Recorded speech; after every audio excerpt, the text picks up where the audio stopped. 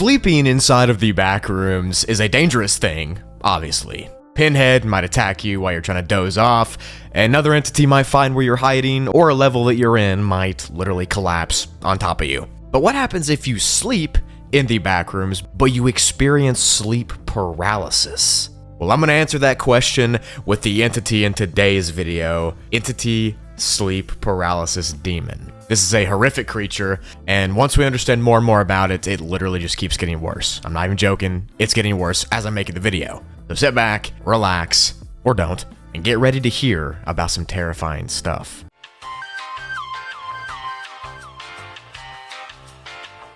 So before I explain the creature, its history, and all that stuff, you first have to understand exactly what sleep paralysis is. So sleep paralysis puts an individual in an in-between state of sleeping and being awake, a state of limbo, if you will. During this limbo, the individual becomes aware of their surroundings, but their muscles and their ligaments are paralyzed. So pretty much you can see what's around you, but you can't move. You also can't talk either. In real life, only about 7.6% of people have this phenomena, but we are not in real life. In this canon, we are in the Backrooms, and in the Backrooms, it doesn't care about statistics. So when you're trapped in this liminal hellscape, your pain, your suffering, your mind, your trauma, your fears, and all your irrational phobias are given life. And they'll haunt you when you're awake walking around, but it's worse when you try to fall asleep. That's where this entity comes into play. This entity has been given a couple of names. Entity 58, the sleep paralysis demon, or even just the demon is what it's known by. And is considered to be one of the least understood creatures in all of the Backrooms lore. It's physically dangerous, and it can give someone lasting mental effects as well. But let's get right into the biology of this entity, that way we can put together a proper timeline of events if you encounter it. So as of right now, it's impossible to say if the entity has the power to actually invade people's heads when they're in sleep paralysis, or if it's just an invisible entity that's invisible to other people nearby. We don't know if it's physical or mental yet.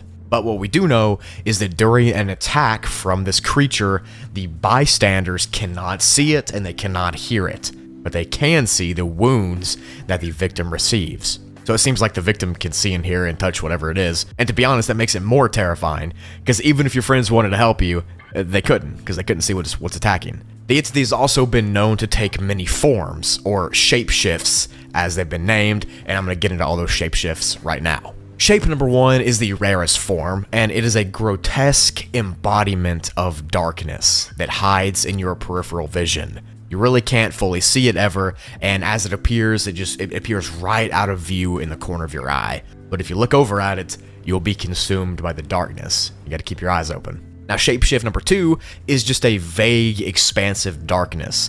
Kind of like when you're looking into a room and there's a dark corner. There's not necessarily a shape or anything to it in this shapeshift. You just know there's a shadow there. You know something's there. It just takes the form of a shadow. Shapeshift 3 takes the appearance of a very tall, shadowy, hairless, humanoid figure. This figure is estimated to be about 10 foot tall and has very long and bony arms and fingers, and it looks ungainly with a huge mouth and large features, and this creature has also been reported to have very unnerving characteristics. As if a giant shadow isn't unnerving enough. I don't know. Now, Shapeshift 4 is a strange turn of events, because this version has the entity taking the appearance of a shadowy human figure with, like, octopus features. So the body and shape is also very non-Euclidean and glitchy, and it doesn't seem to obey physics. Its legs can extend for over like 20 feet, and its arms and stuff kind of just glitch and warp constantly. So imagine a shadow shaped like an octopus with legs and arms that can stretch out forever. The final form of this creature that's been seen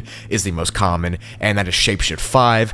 It is just a blurry creature figure that cannot be identified by any features. It looks kind of human from far away, but not so much as it does in Shapeshift 3. Anyways, this is the one you're most likely to see, just a blurry human type shape that you can't make out any features on, which is kind of better than a giant shadow human or a giant octopus thing, I guess. Before this entity was discovered, most people thought that the random wanderers' bodies that they would find in the Backrooms were just mangled victims of hounds and skin stealers and smilers and so on. But now that we know this thing exists, it could be the reason for all these horrific injuries, and the reason so many wanderers are found not walking around, if you know what I'm saying. After all, you can't run away from something if you can't move. And that is seemingly the only reason this creature attacks during sleep paralysis. It's unknown if the creature itself causes sleep paralysis, or if it just knows that when a human is in sleep paralysis they can't move. We're not sure yet. Again, we're still learning about more and more every day. It's assumed that the rate of sleep paralysis is way higher in the Backrooms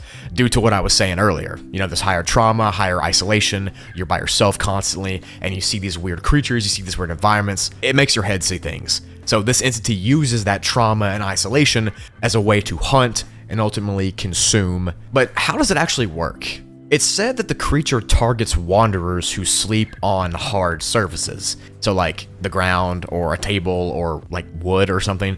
And this matters for a few things. Sleeping on a hard surface actually changes the electrical waves that your brain puts out, and it channels them differently. So once the entity seemingly notices a wanderer falling asleep, they'll wait for the brain waves to be at that exact point right between sleep and right between awakeness for sleep paralysis to happen. And then once they notice it, it will jump into the wanderer's view. Again, no one else can see it. Only the person experiencing it can see it. So it has to have some kind of cloaking mechanism, or it appears in their mind. So at the start of an experience with this entity, it always seems to manifest itself like 5 to 7 yards away from the victim until the victim falls fully into paralysis where they can't move. After this point, the creature will then move inches closer over time, each blink moving it closer and closer until it attacks you, while your friends watch helplessly by the sidelines.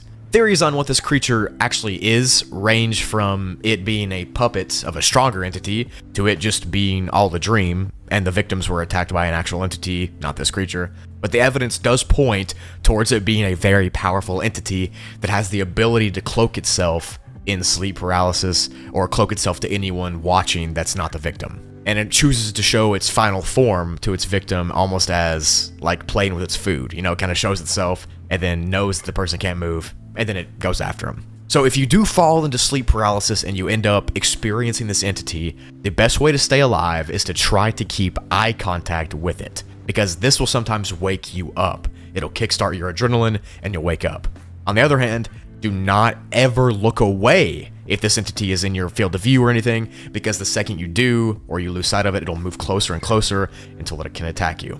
Also, just don't sleep on hard surfaces, because that will amplify those sleeping waves and lure the entity closer to you. But yeah, that was the sleep paralysis demon.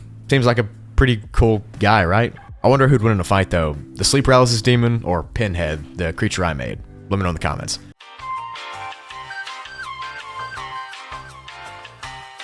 Thank you so much for watching. I never really thought about sleep paralysis in the Backrooms until this entity. I think it's pretty dope, pretty unique.